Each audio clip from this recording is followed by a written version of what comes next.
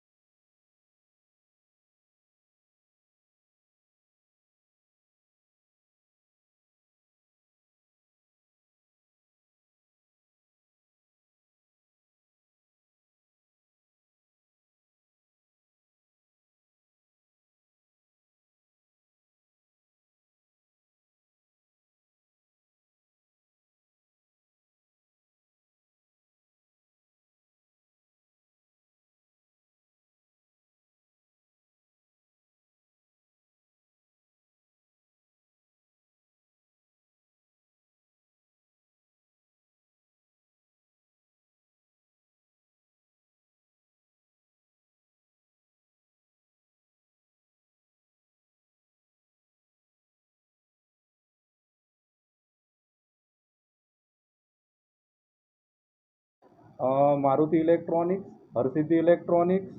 રાજા electronics અને વિલાયક electronics જે રાવપુરાના હાથમાં છે એમ વિવિધ જગ્યાએ અમે તપાસ કરી હતી, જેમાંથી આ 5માંથી 3 જેટલી શોપમાં મારુતિ ઇલેક્ટ્રોનિક્સ અને હરસિદ્ધિ ઇલેક્ટ્રોનિક્સ જે નવાપુરાની હદમાં આવેલું છે ત્યાં અને વિનાયક ઇલેક્ટ્રોનિક્સ જે રાવપુરાની હદમાં આવેલું છે ત્યાં તપાસ કરતાં અમને લોકોને સાઉન્ડ બીડ મળ્યા, પ્રેશર બીડ મળ્યા આવેલા હતા। પ્રેશર બીડ એક એવી સિસ્ટમ છે કે જેને કારણે જો આ ડિવાઇસમાં સાઉન્ડ ડિવાઇસ છે કે સ્પીકર છે એમાં એક બીટની જગ્યાએ આ લોકો 1, 2, 3, 4, 5, 6 બીટ લગાવતા હોય છે, જેને કારણે જે સાઉન્ડની તીવ્રતા હોય છે એની જે ફ્રિકવન્સી હોય છે એ ખૂબ જ વધી જાય છે અને ખૂબ જ હાઈ વોલ્યુમ જે આપણા પરમિસિબલ ડેસિબલ છે તેના કરતાં વધારે અવાજ છે ઉત્પન્ન થતો હોય છે અને રાહદારી લોકો આજુબાજુના રહીશો તેમજ રાહદારીઓ છે જ્યારે સાઉન્ડ વાગતો હોય ત્યારે પરેશાન થતા હોય છે। અમે આ વિવિધ દુકાનોમાંથી 14 જેટલા જે આ પ્રેશર બીડ છે એ કબજે કરેલ છે અને આગળની કાયદેસરની કાર્યવાહી હાથ ધરેલ છે। કેટલા લોકોની પૂછપરછ કરી છે અને કેમ લગાડતા તે લોકો કેમ વધારે સાઉન્ડ માટે? મોટે ભાગે અત્યારે માર્કેટમાં જે ડીજે છે એ ડીજેની ખૂબ જ કોમ્પિટિશન વધી ગઈ છે, જેથી કરીને દરેકને એવું લાગે છે કે મારો જે સાઉન્ડ છે એ ખૂબ જ સારો છે અને મારું ડીજે છે ખૂબ જ વધારે અસરકારક રીતે કામ કરે છે અને પોતાને વધારે ફાયદો થાય એના માટે આ લોકો છે આ જે પ્રેશર મીડ છે એ લગાવવા માટે જે તે જગ્યાએ આપતા હોય છે અને એને કારણે પોતાનું જે સાઉન્ડ છે એ વધારે તીણો બનાવીને અને વધારે શાર્પ બનીને